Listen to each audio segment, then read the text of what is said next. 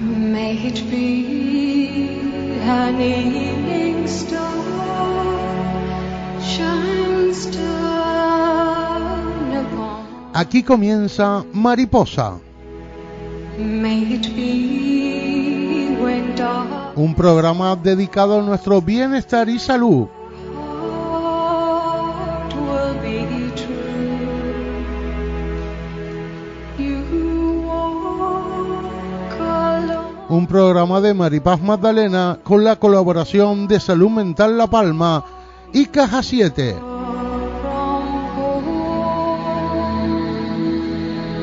Mariposa. Comenzamos.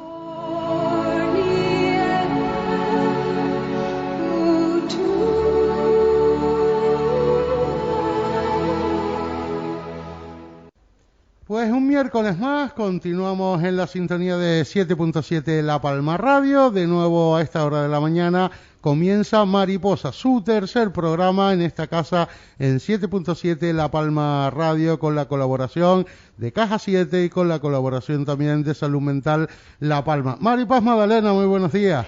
Hola, muy buenos días, Vicente. Muy buenos días a las personas que nos escuchan. Cuéntame, ¿de qué vamos a hablar en la mañana de hoy?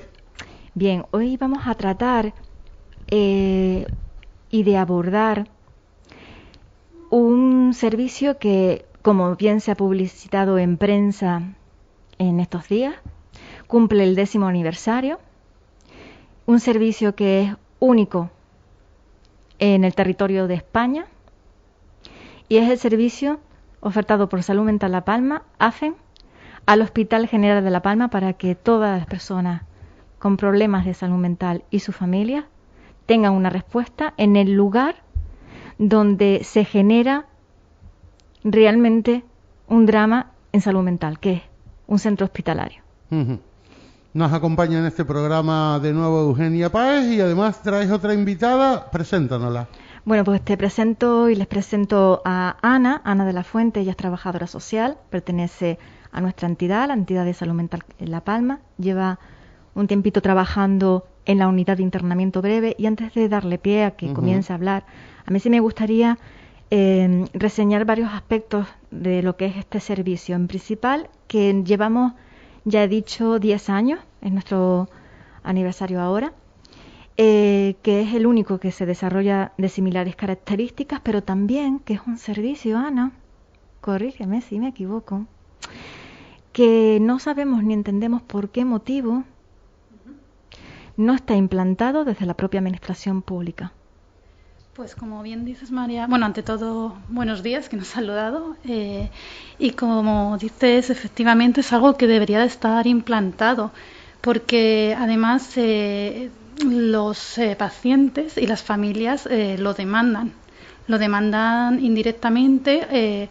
Nunca me lo expresan directamente, pero con sus comentarios y las conversaciones que tenemos, siempre solicitan el servicio de apoyo, de acompañamiento, de guía, y también el sacarles un poco de esa situación en las que ellos se encuentran de lunes a domingo, que no nos damos cuenta, pero hemos vivido una pandemia y ellos siguen encerrados en un lugar y siguen con esa pandemia, por así decirlo, sin salir, sin poder darse un paseo. Es decir, ellos siguen en ese encierro. Nosotros podemos ya ir a comprar el pan, a la playa, pero ellos no. Y podríamos decir muchísimas cuestiones y vamos todas a llevarlas al ámbito positivo, porque estamos nosotros. Que tú hablas de confinamiento, de pandemia, que no es una situación que estemos viviendo ahora, sino que la unidad de internamiento breve, porque muchas personas que nos escuchan no deben ni siquiera de saber que en el hospital existe una unidad, es decir, un lugar donde las personas con problemas de salud mental son atendidas, como la planta de traumatología o de maternidad, una específica. Muchas personas no deben ni de conocer que existe ese lugar.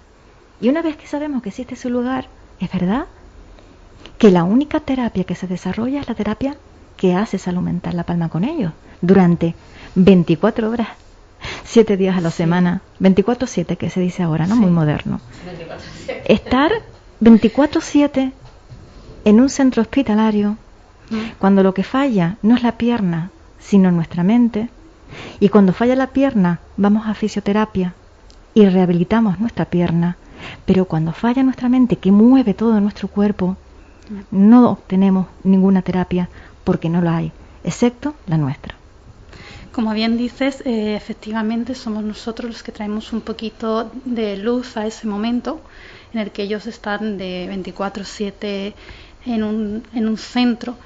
Y ellos, en ese ratito que yo estoy con ellos haciendo una actividad, porque hacemos actividades lúdicas, me lo agradece mucho porque no están siempre pensando en los pensamientos rumiativos. Los pensamientos rumiativos son aquellos que no podemos controlar y son negativos. Entonces ellos se concentran en nuestra actividad y se olvidan de que tienen esos pensamientos, de que están en un centro y empiezan a tener charlas entre ellos dinámicas y de grupo, que además lo bonito de allí es que hacen un grupo, se entienden entre ellos y se fortalecen. Empiezan a crecer ellos como individuos y empiezan a autoayudarse, que eso es lo bonito de un grupo. Entonces digamos que traemos un poquito de calma y paz a ese momento que es rutinario y momentos difíciles. Como bien has dicho, ellos entran por emergencia, por la unidad de emergencia y entran por una crisis. Es decir, entran en una situación complicada. De ellos se les da un poquito de espacio a veces porque necesitan ese espacio y luego se van agregando a nuestro programa poquito a poco. Y el programa que tú dices que se van ellos forjando es un programa que no solamente cuenta con tu presencia en el ámbito hospitalario, una presencia ahora que se ve un poco más limitada porque se nos ha pedido desde el hospital que nuestra profesional no esté entrando y saliendo, no, para evitar pues, posibles contagios a las personas que están dentro. Estamos más limitados, pero es verdad que hemos nombrado muchas veces la puerta giratoria de salud mental, ¿no? Igual que hablamos mucho del estigma, también hablamos mucho de la puerta giratoria, que es ese momento en el que el paciente recibe una alta hospitalaria y la familia, nunca el paciente dice, ¿ahora qué? ¿Qué pasa conmigo? La familia es la que pregunta, el paciente nunca pregunta. Ahí es cuando viene la segunda parte del programa, ¿verdad, Ana? Sí, ahora es cuando viene la segunda parte del programa, que es el seguimiento y el guiar a las familias. Como bien dices, entran por una crisis, estábamos hablando, pero luego ellos cuando ya se encuentran mejor y les dan el alta hospitalaria, les pasa un efecto institucionalizador, que es durante 2 semanas ellos están controlados, a qué hora que comen, a qué hora duermen, lo que tienen que llevar puesto, y de repente les dicen alta hospitalaria. Y como me decían el otro día, en una de esas conversaciones que te comentaba antes, de repente se encuentran con un abismo. Es decir, me voy a la casa. Por suerte muchos de ellos tienen una familia que les apoya, que les guía y que gracias a nuestros consejos, a decirles pues ahora tienes que ir a este centro o puedes solicitar esta ayuda, guiándoles un poco, pues ellos se acomodan un poquito a la nueva situación que se van a encontrar. Pero algunos, por desgracia, no tienen ese apoyo familiar, bien porque a lo mejor la situación ya es cronificada, o bien porque no tienen esa suerte de que la familia pues son hijos únicos o son incluso ellos cuidadores, han sido cuidadores y se encuentran ellos en su casa solos y ya no está alguien que te dice a qué hora tienes que comer y tomarte las pastillas, eres tú el que tienes que regir y se sienten en un abismo. Entonces parte de ese trabajo es seguir ofreciéndoles estamos aquí, vamos a ayudarte, si lo necesitas llámanos, te voy a llamar, te aviso de que te voy a llamar, y mandar si hace falta a una compañera para que le haga el apoyo que requiere o le derive si necesita o lo que él, digamos que el trabajo es en conjunto, lo que él necesita y lo que la profesional ve como necesidad. Pues muy importante es que se cuente con ese respaldo, porque muchas veces la familia desconoce lo que es la propia enfermedad. Las enfermedades son desconocidas, existen los pródomos, la familia los desconoce, existe la alta emoción expresada, la familia los desconoce, existe todo un abanico de actuaciones, de habilidades, todo un abanico de cuestiones, ya como tú bien dices, de cuestiones administrativas que la familia se pierde, más ahora donde la administración pública va un poco más lenta. Entonces, que es muy importante. Es tan importante como que, repito, debería ser un servicio financiado por el propio Servicio Canario de Salud. No lo es un servicio financiado por el excelentísimo Cabildo Insular de La Palma y por el Gobierno de Canarias, por parte de específicamente el Servicio Canario de Empleo. Es tan importante la labor que por eso es para nosotros, Ana, ¿verdad? Crucial que se sepa que estamos ahí. Y crucial que se sepa que también a partir de la unidad, aparte de esa unidad, de ese trabajo que tú desarrollas en la unidad, hay más de fondo. porque cada paciente es miembro de una unidad familiar, donde Ana también da apoyo, ¿verdad? Efectivamente, se les da apoyo, incluso a las familias se les da información, como bien estabas comentando, sobre la enfermedad, sobre lo que se va a encontrar, y sobre la ansiedad. Se intenta bajar y calmar esa ansiedad que la familia tiene en un primer momento de cuando, ay, que le han dado el alta, ¿qué hago yo ahora? ¿Qué es lo que más te dicen? ¿Qué hago yo ahora? Y dices tú, vamos a ver qué podemos hacer, vamos a sentarnos. Entonces, muchas veces se encuentran con esa crisis de ¿podré volver a hacer mi vida como era antes? Entonces, vamos guiando un poquito en el proceso mediante nuestro proyecto. Entonces, por lo menos esas personas que están perdidas, que tienen miedo, que tienen frustración, ir controlando todas esas emociones que muchas veces les desbordan porque cuando están en el hospital y están aún ahí, pues no se plantean siquiera cuando les vayan a dar el alta. Y como hablábamos de recursos, no saben ni la existencia de muchos de los recursos que hay en la isla. Exacto, y de a pie hay que dar cabida a Vicente y Eugenia, que ahora intervendrá Eugenia Pais, al hecho de que en La Palma existe un movimiento en primera persona. Ese movimiento en primera persona, donde nuestro representante José Herrera, en estos momentos hay otra representante a nivel regional por la parte de la isla de La Palma, también es crucial, porque cuando se da el alta por un trastorno mental grave, no por una crisis circunstancial, con motivo, con causa y con razón, que también los hay, es importante el trato entre iguales, sí. El no verme tan distinto o distinta, el saber que cuento con apoyo de alguien, incluso de mi misma edad, que ha pasado por lo mismo que yo y que voy a conocer, y que no tengo que esperar porque está en Gran Canaria, Fuerteventura, Madrid, es que está aquí y es vecina mía. Y ese trabajo reforzado desde la propia unidad, desde el propio hospital, que se propicia con programas como el nuestro, el Mariposa, Vicente, donde la gente escucha hablar de salud mental y dice, bueno, pues me han dicho que tengo un problema porque voy a tener miedo si es que lo escucho hasta en la radio. Esto nos ayuda para que el movimiento en primera persona pueda ser una realidad y puedan hablar sin vergüenza. Y lo que se dice en la calle de están locos, se vaya olvidando para cambiar. Es muy recurrente. Para cambiar la visión. Esa impresión y esa observación que tiene la población en general, excepto cuando terminan formando parte del colectivo, ¿no? Es una pena que no tengamos una estadística insular con respecto al servicio que se presta en el Hospital General de La Palma acerca de los datos reales de recuperación, de un mejor pronóstico de futuro, de calidad de vida, en función de la aceptación de los recursos que ofrece salud mental a partir de que se les da el alta, porque hay que decir que en salud mental y con respecto a las enfermedades mentales, ya sea por algo grave o por algo que sea socialmente más aceptado como una depresión, estaba pensando en dos frentes, ¿no? Por ejemplo, la esquizofrenia, que todo el mundo relaciona con personas que no tienen control, con cosas absolutamente negativas, cuando no es cierto. Hay gente con esquizofrenia a nuestro alrededor que hace vida absolutamente normal, que tiene la gestión de su enfermedad, como hay mucha gente que nos está escuchando que tiene diabetes. Pero bueno, saliéndonos de eso, lo que me planteaba es la pauta y la mejora del pronóstico de recuperación con la ayuda de esta unidad, dentro de la unidad y con posterioridad en las casas. Es importante, y yo creo que quizás este sea el foro adecuado para comentarlo, a veces es más difícil luchar contra la negación de la propia familia que contra la negación del propio enfermo.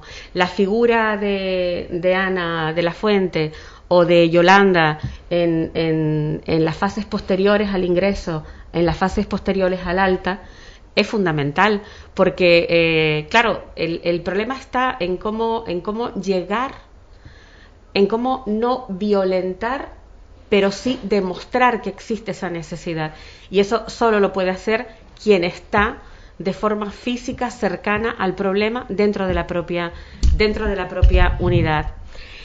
Nada, era esto lo que quería comentar. Sí. Creo que además interrumpí. A mí me parece muy muy muy interesante lo que tú estás mencionando, porque, claro, nosotros tenemos ya una trayectoria de más de 20 años, ¿no? Entonces, nosotros sí que es verdad que vemos que el trabajo de contención, y digo contención con todo, o lo intento con toda la prudencia del mundo, ¿no? Sí. Pero no hay palabra similar que podamos utilizar, pero se llama contención. Sé que causa un poco de extrañeza, pero ese trabajo de contención en las casas, que hemos hablado en algún programa sobre la ayuda a domicilio, lo importante que es, ¿no? El reforzar la ayuda a domicilio. Ese trabajo impide que la persona caiga, que la persona empeore. Claro. Ese freno, esa pausa. Nosotros, por ejemplo, Eugenia, tenemos familias donde en 20 años no ha habido más ingresos. Después de 4 o 5 ingresos, no ha habido más ingresos. Y bien decía Ana, un seguimiento. Qué importante es saber que somos importantes para alguien que nos llama y nos pregunta, y más ahora que tenemos el WhatsApp, que tenemos el Facebook, que tenemos tantos medios para comunicarnos, y cómo estás, y cómo sigues, qué necesitas, y si necesitas de mí, estoy aquí, pero aquí ya que estoy en el hospital, Ana, ¿verdad? Sí. Y que te puedo ayudar a gestionar lo que tú me estás pidiendo. Y es verdad que la emoción, esa alta emoción expresada, se aminora, porque saben que está Ana. Claro, al estar allí, por lo menos ellos dicen, bueno, si tengo dudas, si tengo miedo, sé a dónde recurrir. Tengo un profesional que me va a apoyar y me va a guiar. Entonces, enseguida ellos ya dicen, bueno, puedo descansar un poco. Vamos, sí. Porque van viendo que paso a paso, porque es pasito a paso, van ellos aprendiendo y van ellos tomando más empoderamiento de la situación. Y en el momento que van adquiriendo conocimiento de cómo seguir avanzando, llega un momento que ya no te necesitan, ¿no? Pero mientras que te necesitan, saben que estás ahí. ¿Cuántos ingresos estamos haciendo? Hemos impedido ingresos en el hospital con nuestra intervención. Muchísimo. Muchísimo. Un trabajo de prevención impresionante. Absoluto. Porque la persona está en un estado, corrígeme Ana si me equivoco, de descompensación. Efectivamente. ¿Vale? Entonces, el primer instinto es, ¿dónde voy? Al hospital, ¿dónde? A urgencia, y que me ingresen. Qué importante es frenar una descompensación, y no solamente importante, es que es muy fácil. Sí, es simplemente incluso decirle, va a ir alguien a verte a la casa. Con eso ya la ansiedad que tiene la persona disminuye, porque a lo mejor te notifican pues una cosa que, como estábamos hablando en el anterior programa, de que no tienen herramientas a lo mejor para afrontar el estrés igual que otra persona, porque no se la han enseñado, no la han adquirido, no a todos nos enseñan a tener esas herramientas, y a lo mejor una situación estresora de repente causa un desequilibrio. Si una compañera nuestra del servicio del proyecto Mariposa acude a la vivienda del susodicho paciente y aparece, le dice, mira, ¿qué está ocurriendo? Se sienta con él, habla, se toma un café, ya se siente acompañado, no se siente solo, dice, vale, ¿ahora qué hacemos? Y entonces ya dice, vale, pues la ansiedad, el estrés, la sensación de soledad, de pérdida, todo eso, pues quieras o no, desaparece poco a poco. Sí, importante, según tus palabras, y que me gusta reseñar siempre, el valor terapéutico del afecto. Efectivamente. Siempre, ahora mismo, estamos viviendo un momento donde caracteriza una sociedad donde estamos solos, mucha gente se siente sola, ¿vale? La importancia del valor terapéutico del afecto. Muchas veces no es cuestión de medicación, de tomar mucha medicación, es más, sabemos que no se soluciona con medicación, si no, no habría problemas de salud mental. Si con la medicación se erradicasen los problemas de salud mental, sería sencillo. Efectivamente. Se medica y el gasto sanitario estaría eliminado, desde luego, si fuera por la medicación. Exactamente. Entonces, qué importante es el poder tener y contar con servicios en que las personas se sientan reforzadas en lo que sí tienen que hacer, en que cuentan con alguien preparado, obviamente, que lo comentaba, recuerdo en algún programa Raúl de ayuda a domicilio de los Llanos, ¿no? Hablaba de que es importante que el equipo profesional esté preparado, por supuesto, preparado. Pero es sencillo evitar esa puerta giratoria de ingreso continuado, como bien dice Eugenia, con un gasto elevado, con un gasto elevadísimo. Sí, a veces se hacen las cosas un poco al revés, ¿no? Porque de hecho, si se invirtiera un 40, un 50% más en materia preventiva, y programas como el que tenemos, programas pilotos como el que tenemos en el Hospital General de La Palma, en el área de salud mental, se pudieran extender a toda la comunidad autónoma, en un breve plazo de tiempo veríamos cómo el gasto sanitario por ingresos en materia de salud mental se reduciría. El tema no es ahorrarnos dinero, sino utilizar los mecanismos que tenemos de una forma eficaz. Y claro, como siempre digo, a veces me repito con este planteamiento, ¿no? Pero, a ver, dentro de esas herramientas que tenemos, no vamos a esperar que las familias nos planteen a nosotros cuál es la solución. Debe ser la propia administración y deben ser los propios técnicos quienes evalúen cómo puede ser. Bueno, pues yo, como siempre, pienso en cómo solucionar problemas, en cómo ir resolviendo, no de un tirón, pero sí poco a poco, ir deshaciendo nudos, ideas preconcebidas que están totalmente equivocadas, porque no olvidemos que en la gestión de lo público, del dinero que tiene que nutrir y permitir la existencia de estos recursos, a veces están al frente, bueno, personas que van en una lista electoral, que terminan ganando las elecciones de forma democrática dentro de nuestro marco constitucional, pero que no tienen el conocimiento exacto, el detalle, y que, bueno, se ven rodeadas de equipos en los que, bueno, se necesita tener conexión con el político que va a decidir cuál es la prioridad del gasto público. De ahí que sea tan importante que las organizaciones no gubernamentales, el tejido asociativo, los técnicos que lo componen, formen parte de las mesas de trabajo. No pedimos tanto porque al final ni siquiera queremos que los papeles sostengan la palabra esa tan importante para la política, una opinión no vinculante, pero una opinión. Por lo menos ser escuchado, que el político de turno tenga conocimiento del área tan sensible que está abordando. Y efectivamente, la Consejería de Sanidad, planteando ya el recorrido de la solución o de una posible solución al problema, debería tener un proyecto en sus manos que saliera de salud mental. A lo mejor como precursora Salud Mental La Palma, hacen La Palma, redactando un proyecto en el que planteara: esto está ocurriendo con estos resultados dentro de la isla de La Palma, y es extrapolable a distintos centros y de forma no inmediata, pero sí progresiva. Por ejemplo, empezando por las islas menores y extendiéndolo luego a los hospitales con mayor capacidad asistencial. Sí, es muy importante, y siempre nosotros decimos que no entendemos, y en salud mental hay que pensarlo y verlo de esta manera, porque estamos hablando de una complejidad distinta, casi invisible, no tangible, ¿no? ¿Cómo se pide que el problema, las personas que tienen una demanda, acudan a los servicios, cuando debe ser el servicio el que acuda a la persona que tiene la demanda, sí o sí, máxime cuando hablamos de este problema, porque no es, vuelvo a coger el símil de la persona que se ha roto la pierna en un accidente en su casa, donde inexcusablemente tiene que acudir a un hospital. Pero cuando estamos viviendo, como comentábamos muchas veces en esta mesa, situaciones que pueden dar cabida a que las personas que están viviendo esas situaciones tengan un problema de salud mental, ¿por qué tenemos que esperar a que esa persona esté tan mal, que necesite recurrir a un 112 o un vecino o cualquier situación dramática de la que hoy no vamos a hablar aquí, pero hablaremos, Vicente, como es el tema del suicidio, lo vamos a tratar? ¿Por qué tenemos que esperar cuando el servicio debe ir a la demanda, en lugar de esperar siempre que la demanda venga a mí? Pero yo estoy aquí trabajando. No es cómodo, no es práctico. Eugenia hablaba de recursos pioneros, de proyectos pioneros. Bien, Salud Mental La Palma también es pionero trabajar en las unidades, en las unitarias, en los colegios, con los niños, hablando de salud mental. No existe ningún proyecto similar, tampoco en el territorio regional y en prácticamente territorio nacional.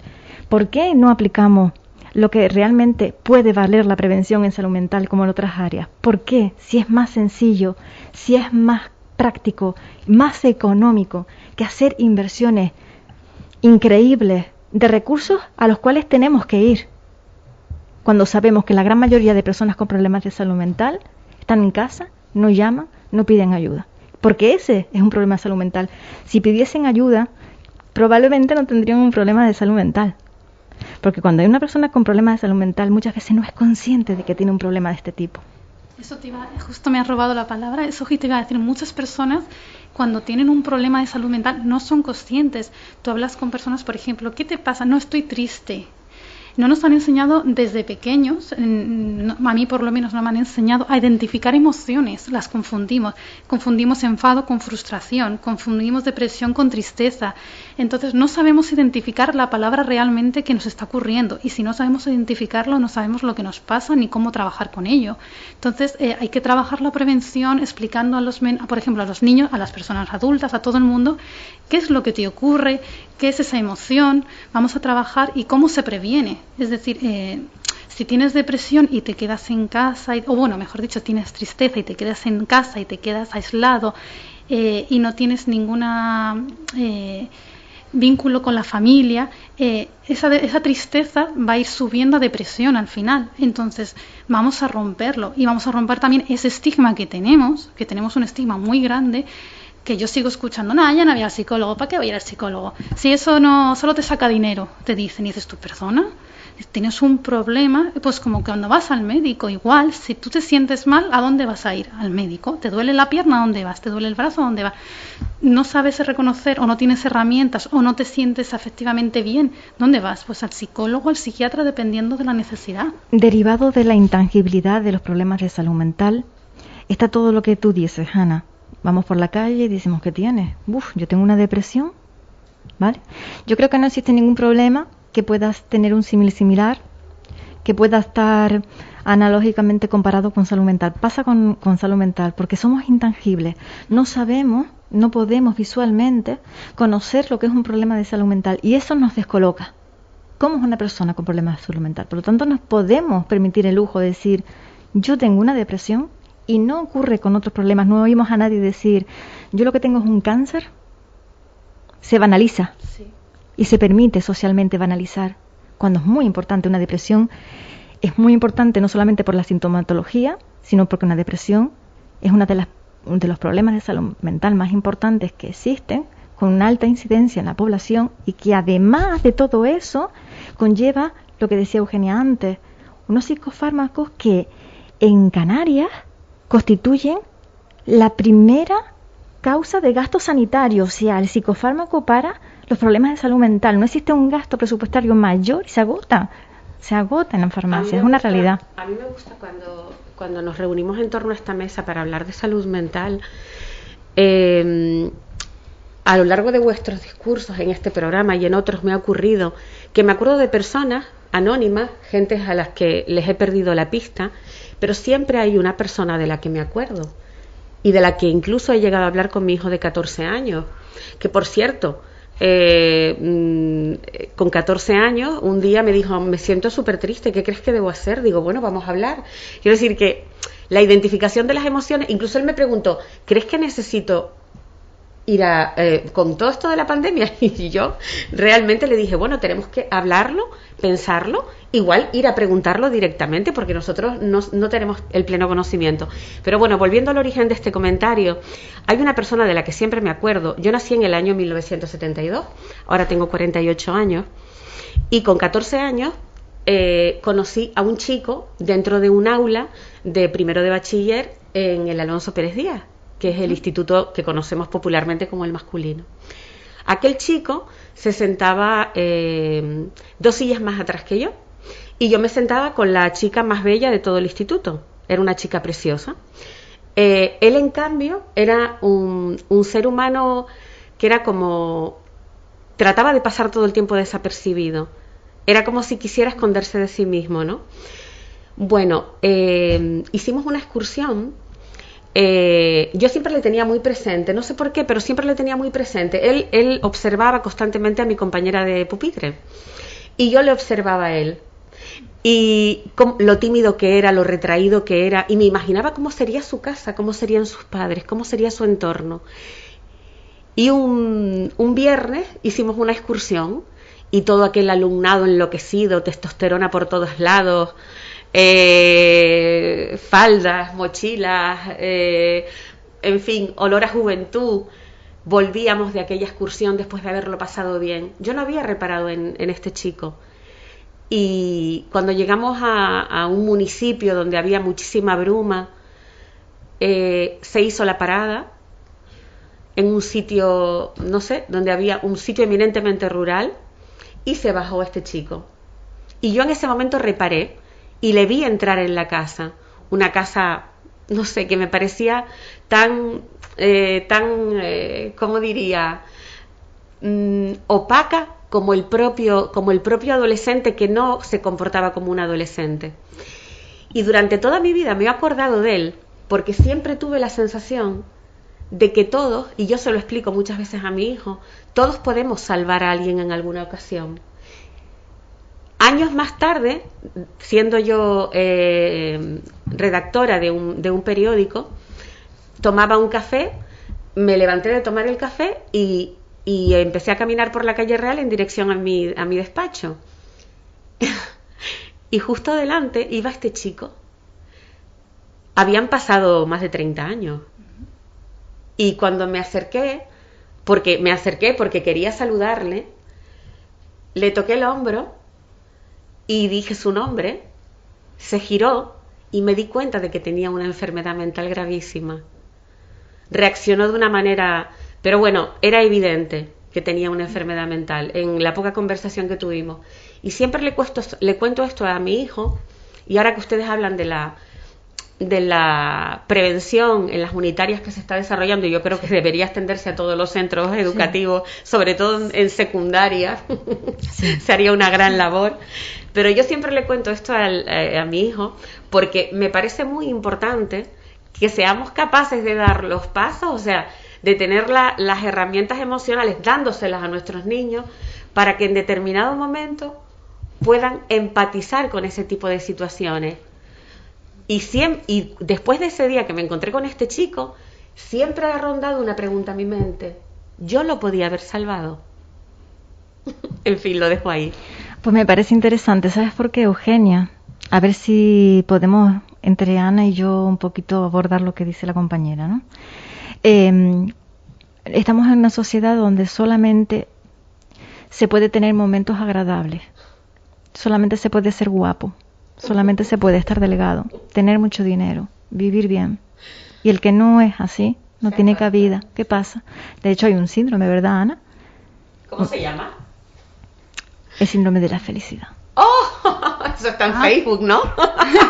Y hay uno del síndrome de la felicidad aplazada. Ese es el síndrome que hace. ¿Cómo podemos enseñarle a los pequeños que es normal estar triste? ¿Cómo le podemos enseñar que es normal algo malo?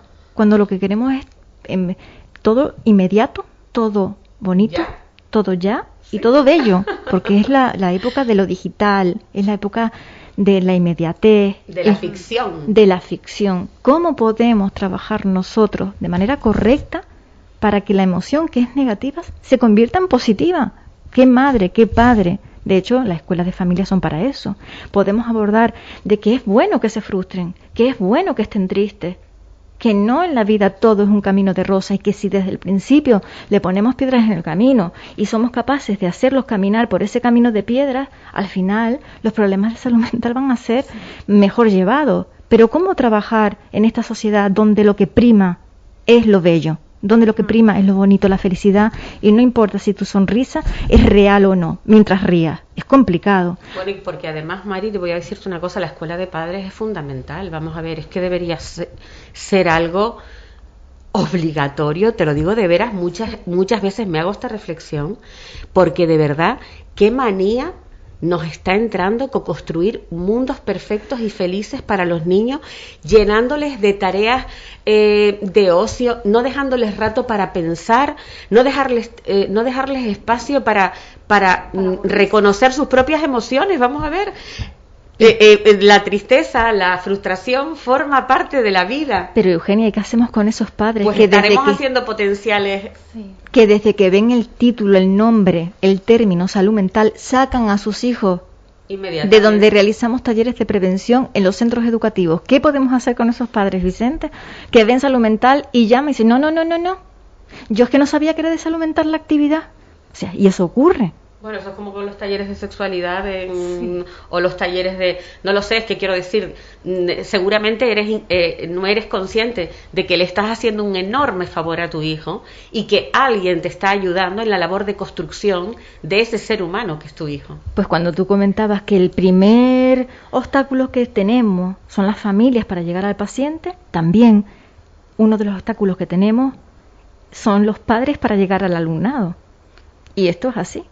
Mientras no hagamos entre todos un trabajo de concienciación, de información, de realismo de lo que está ocurriendo, con datos reales, escapados, ¿verdad, Ana? Sí. Escapados de lo que es lo mediático, que genera miedo, sino lo real, lo que se vive en el puerta a puerta, esto seguirá así. Por eso el programa Mariposa, Vicente, Eugenia, Ana. Para terminar, que se acaba el tiempo, Ana, me gustaría que dejaras una reflexión o darte las gracias, por supuesto. Ante todo, quería darte las gracias por haberme invitado hoy día y para visibilizar pues que tenemos una unidad allí, que si necesitan cualquier cosa no están solas ni las familias ni los pacientes, e incluso si hay alguien que necesitara consejo de algo, decir estoy perdido con esto, estamos ahí. Es decir, vamos a llamarles por teléfono, a acompañarles, a guiarles, y a veces a algunas personas les hemos incluso simplemente llamado para ver qué tal están y te agradecen la llamada de ay, estoy muy bien, ¿qué tal andas tú? ¿No? Y estás un ratito con él hablando y ya eso que dices tú, eso es una tontería, eso para ellos es acompañamiento, es una cosa que les llena. Sí. Te lo piden, dice, ay, ¿me vas a volver a llamar? Y tú dices, sí, por supuesto, la semana que viene si quieres o cuando quieres que te llame. Ya te están esperando, porque para ellos eres un apoyo, entonces vamos a estar ahí. Y claro, para Salud Mental La Palma contar con profesionales como es Ana de la Fuente puede parecer que es habitual, pero no lo es, con lo cual es un orgullo, una satisfacción, es como que Dios nos ha mirado porque llevamos mucho tiempo trabajando en salud mental, sabemos que es un tema que gusta o no gusta, y ni siquiera es un tema de gustar, se lleva dentro o no se lleva dentro, es vocacional, tiene que haber alma. Ocurre, Mari, si me lo permites, yo que quiero darle las gracias en especial, pero muy en especial a Ana, porque es que me parece tan importante el trabajo que realiza. De verdad que es que bueno, dice que la juventud se mantiene en paralelo con la capacidad de asombro, pues yo sigo asombrándome de encontrar maravillosos seres humanos que trabajan con vocación, jóvenes súper bien preparados, empáticos, con una capacidad de superación y de salvar obstáculos que pasan por encima de voluntad de familias completas a las que uno tiene que convencer de que lo que está viendo como un enorme problema tiene una pequeña solución, y es un cambio de actitud, de un reconocimiento de la enfermedad mental, de una desdramatización de la situación y de una mayor implicación emocional. Gracias, Ana, por tu trabajo. Pues Ana de la Fuente, que es profesional de salud mental y va a seguir siendo, que no se vaya, porque tanta publicidad me asusta.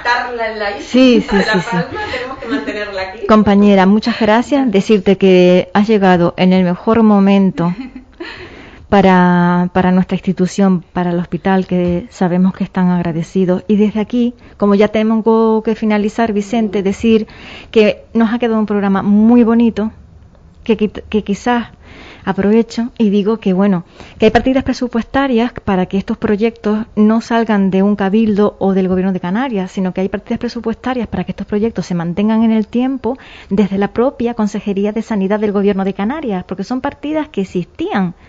Y son partidas que reivindicamos desde el año 2011 que se erradicaron, que vuelvan esas partidas presupuestarias para que garanticen que estén los servicios como el servicio del Hospital General de La Palma, que alivia, que relaja y que mantiene a un montón de familias y también a los profesionales de salud mental con una expectativa de que se puede, de que podemos entre todos hacer que las personas sigan adelante. Así que esa puntilla, la Dirección General de Programas Asistenciales, queda puesta hoy en el programa de hoy de Mariposa. Gracias a todos. Gracias.